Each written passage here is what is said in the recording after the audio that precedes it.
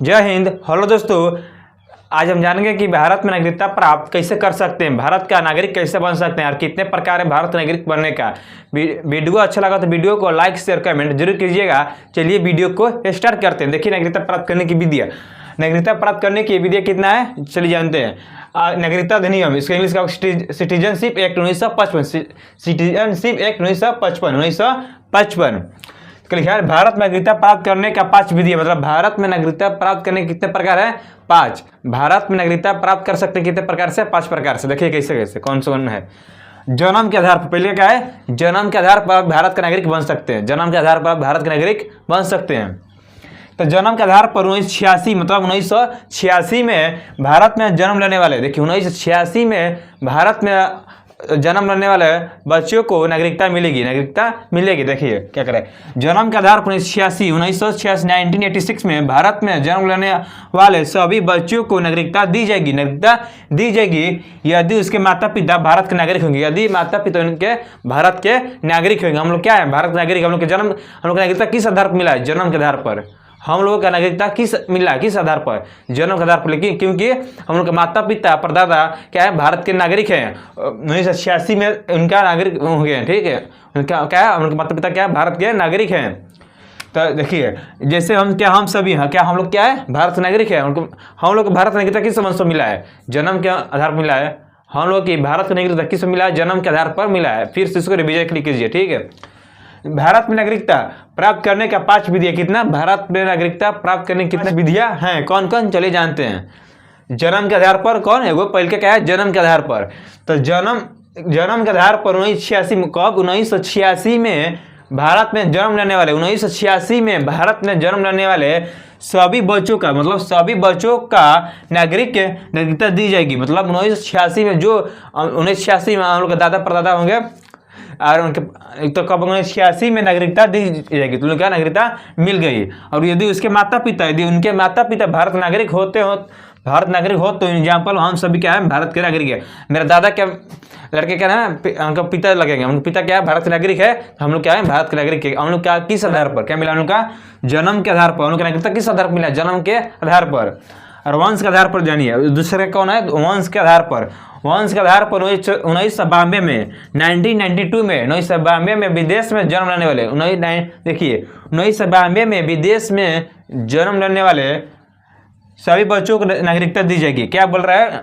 वंश के आधार पर क्या बोल रहा है? दूसरा का वंश के आधार पर 1992 में कब? 1992 में विदेश में जन्म लेने वाले 1992 में विदेश में जन्म लेने वाले बच्चों को भी नागरिकता दी जाएगी यदि उनके माता पिता क्या होंगे? दोनों में से कोई एक भारतीय होंगे। दोनों में से क्या? एक भारतीय। यदि उसके माता पिता या दोनों में से कोई एक भारतीय नागरिक होंगे तो उनका मिलेगा नागरिकता मिल जाएगी। किसका? बच्चे का नागरिकता मिल जाएगा। जैसे में किसका नागरिकता मिला? एग्जाम्पल में शिखर धवन। किसका?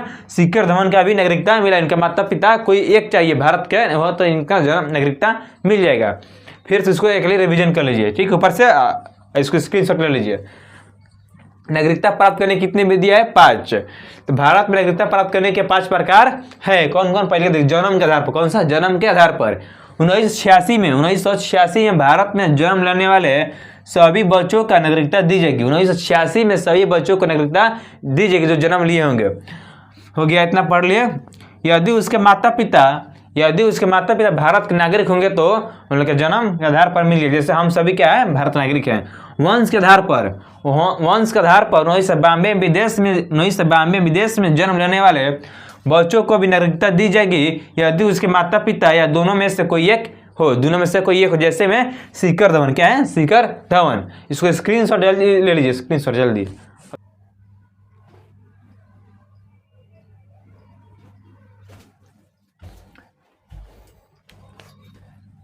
पंजीकरण। क्या? पंजीकरण तीसरा क्या है? पंजीकरण। इस विधि द्वारा नागरिकता प्राप्त करने के लिए, देखिए इस विधि द्वारा नागरिकता प्राप्त करने के लिए व्यक्ति कितना 7 साल भारत में लगातार रहना पड़ेगा। पंजीकरण द्वारा कितना साल रहना पड़ेगा भारत में? देखिए क्या कर रहा है। इस विधि द्वारा नागरिकता प्राप्त करने के लिए आपको भारत में 7 साल लगातार रहना पड़ेगा। होगा इस विधि द्वारा राष्ट्रमंडल देशों को नागरिकता दी जाती। कितना किया? राष्ट्रमंडल देशों को नागरिकता दी जाती। किस विधि द्वारा? तीसरा का विधि द्वारा। फिर से कर ली, पंजीकरण के लिखा है, पंजीकरण विधि द्वारा आप नागरिकता कैसे प्राप्त कर सकते हैं, चलिए जानते हैं।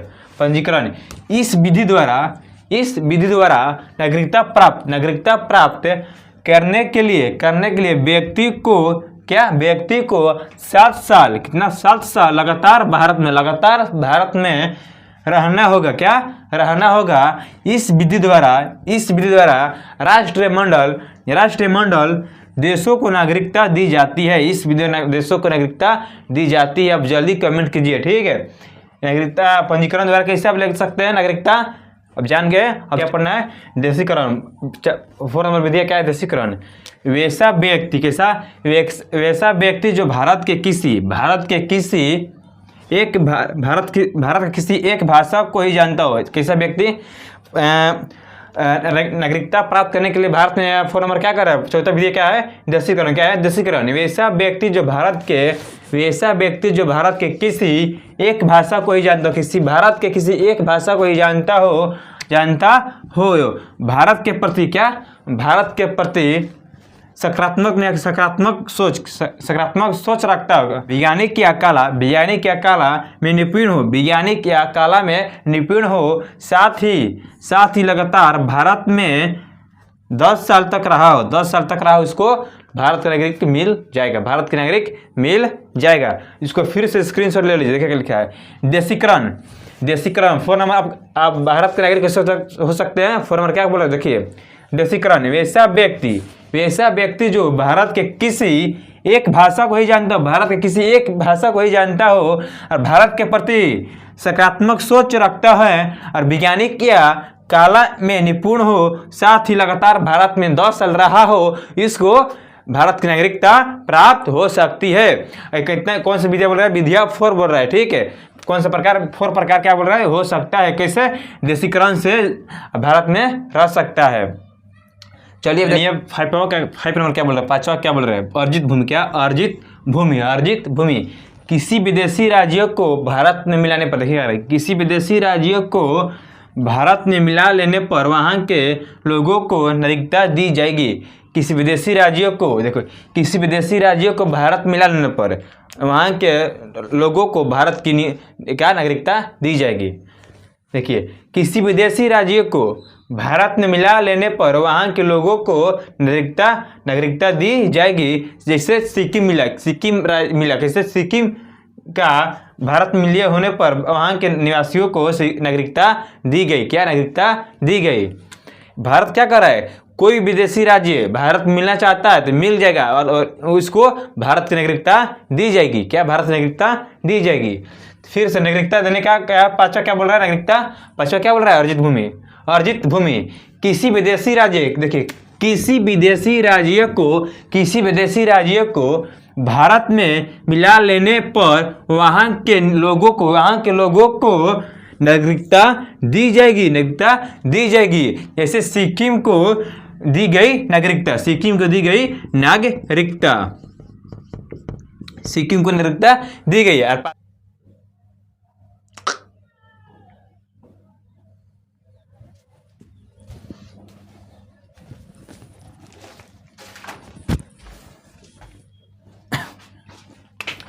एनआरआई किसे कहते, चले जान। NRI, non resident India. वह नागरिक जो वर्तमान में मतलब अभी भारत में नहीं रहा है। देखिए, वो नागरिक जो अभी भारत में नहीं रहा है, लेकिन वह भारत का नागरिक है, वह विदेश में 6 माह से ज़्यादा पढ़ाई करने या नौकरी करने के लिए चला गया है। उसको क्या बोलेंगे हम, एनआरआई बोलेंगे। उसको क्या कहेंगे, एनआरआई कहेंगे। देखिए फिर से, वह नागरिक जो वर्तमान में अभी भारत में नहीं रहा है, लेकिन वह भारत का नागरिक है, वह विदेश में 6 माह, कितने लिए, 6 माह मतलब 6 महीने से ज़्यादा पढ़ाई या नौकरी करने के लिए चला गया हो तो वे एनआरआई कहलाएगा। एनआरआई किसे कहेंगे, आप समझ गए। एनआरआई किसे कहेंगे, एनआरआई किसे कहेंगे, फिर से आप इसको देख लीजिए, इसको याद कीजिए जल्दी। एनआरआई, वह नागरिक क्या वह नागरिक जो अभी वर्तमान का वर्तमान अभी वह नागरिक जो अभी भारत में नहीं रहा, वो अभी भारत में नहीं रहा लेकिन वे भारत का नागरिक, लेकिन वो भारत का नागरिक हैं, वो विदेश में 6 माह कितना 6 महीना से ज़्यादा पढ़ाई या नौकरी करने के लिए चला गया हो तो वे NRI कहलाएगा। क्या NRI कहलाएगा, नॉन रेजिडेंट इंडिया। इसको जल्दी आप स्क्रीनशॉट ले लीजिए, जल्दी आप समझ गए होंगे NRI किसे कहते हैं। NRI किसे कहते हैं, वो व्यक्ति जो भारत का नागरिक है लेकिन अभी वर्तमान में अभी भारत में नहीं रहा और 6 महीना अधिक या 6 महीने से ज़्यादा पढ़ाई करने या नौकरी करने के लिए विदेश में चला गया, उसको बोलेंगे NRI। क्या बोलेंगे, NRI उसे कहेंगे। उसे NRI किसे कहते हैं, NRI किसे कहते हैं आप जान गए, उसको क्या कहेंगे, NRI कहेंगे। ओवरसेस नागरिकता किसे कहते हैं, चलिए जानते हैं। ओवरसेस नागरिकता किसे कहते हैं, इसे 2005 में लक्ष्मीमल सिंधु समिति द्वारा जोड़ा गया। जानिए ओवरसेस नागरिकता किसे कहते हैं, इसे 2005 में लक्ष्मीमल सिंधु समिति द्वारा जोड़ा गया। क्या जोड़ा गया, यह बड़े बड़े उद्योगपति, यह बड़े बड़े बिजनेसमैन को दिया जाता है जो विदेशी नागरिकता ग्रहण कर लिए हैं। इस नागरिकता को प्राप्त करने वाले व्यक्ति बिना वीजा के भारत में आ सकता है। किसको मिला है, बिजनेसमैन, बड़े बड़े बिजनेसमैन को, उद्योगपतियों को मिला ये अधिकार। ओवरसेस क्या है, नागरिकता किसे कहते हैं, इसे 2005 में लक्ष्मीमल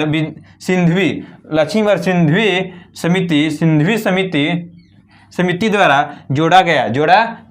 यह बड़े बड़े उद्योगपतियों को दिया जाता है जो विदेशी नागरिकता ग्रहण कर लिए हैं।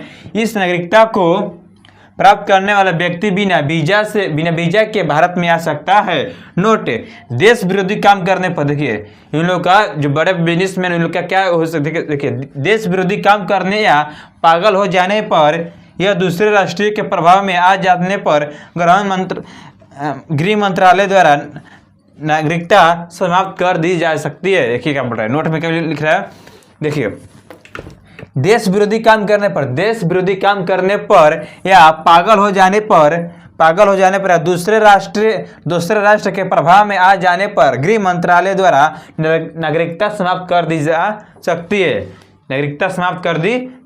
है। इसको फिर से ऊपर से देख लीजिए, रिवीजन कर लीजिए, इस पर आगे चलते हैं। देखिए ओवरसेस नागरिकता, इसे 2005 में लक्ष्मीमल सिंधु समिति द्वारा जोड़ा गया। यह बड़े बड़े उद्योगपतियों को दिया जाता है, मतलब बड़े बड़े बिजनेसमैन को दिया जाता है जो विदेश की नागरिकता ले ली हैं, ग्रहण कर लिए हैं। इस नागरिकता को प्राप्त करने वाले व्यक्ति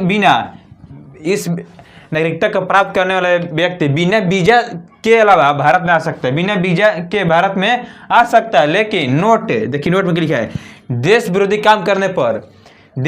काम करने या पागल हो जाने पर यह नागरिकता समाप्त कर दी जा सकती है। किसी दूसरे देश में जाने के लिए अनुमति की आवश्यकता होती है, इस अनुमति को ही वीजा कहते हैं। आप जान गए कि आपको किसी विदेश में जाना होगा, आपको विदेश में जाना क्या चाहिए, वीजा। देखिए क्या होता है वीजा, फिर से वीजा, किसी दूसरे देश में जाने के लिए अनुमति की आवश्यकता होती है, इसे वीजा कहते हैं। जल्दी देखिए, वीजा किसे कहते हैं, किसी दूसरे देश में, आप किसी भारत छोड़कर आप किसी दूसरे देश में जाएंगे, आपको क्या आवश्यकता होगा, वीजा की आवश्यकता होगा। क्या वीजा की आवश्यकता होगी, किसी भी देश में वीजा, किसी दूसरे देश में जाने के लिए अनुमति की आवश्यकता होती है। क्या अपने देश के लिए, अपने देश की अनुमति की आवश्यकता होती है, इस अनुमति को ही वीजा कहते हैं। कितना आसान है, वीजा किसे कहते हैं, बहुत आसान है, आप समझ गए होंगे वीजा किसे कहते हैं। देखिए फिर से एक खली देखिए, याद कीजिए, वीजा किसी दूसरे देश में जाने के लिए हमें वीजा की जरूरत होती है और देश से अनुमति लेनी पड़ती है, इसको वीजा कहते हैं। किसी दूसरे देश में जाने के लिए अनुमति की आवश्यकता होती है, इस अनुमति को ही वीजा कहते हैं। वीजा किसी दूसरे देश में प्रवेश नहीं कर सकते हैं, बिना वीजा से आपके पास वीजा नहीं रहेगा तो आप किसी दूसरे देश में प्रवेश नहीं कर सकते हैं।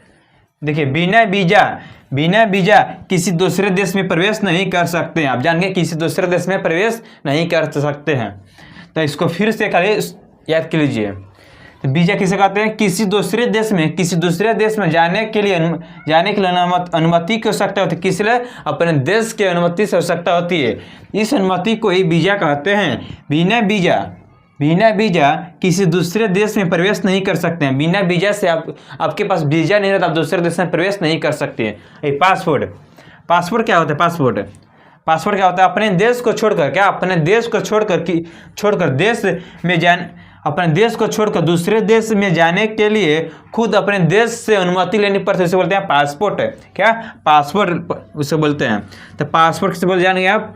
वीजा और पासपोर्ट जानेंगे किसे बोलते हैं? वीजा आप जानेंगे और पासपोर्ट आप जानेंगे। पासपोर्ट किसे बोलेंगे? अपने देश को छोड़कर दूसरे देश में जाने के लिए खुद अपने देश से अनुमति लेनी पड़ती है। उसे पासपोर्ट कहते हैं। तो जय हिंद। वीडियो अच्छा लगा तो वीडियो को लाइक शेयर सब्सक्राइब जरूर कीजिएगा। थैंक्स। अब अगले वीडियो में मिलते हैं।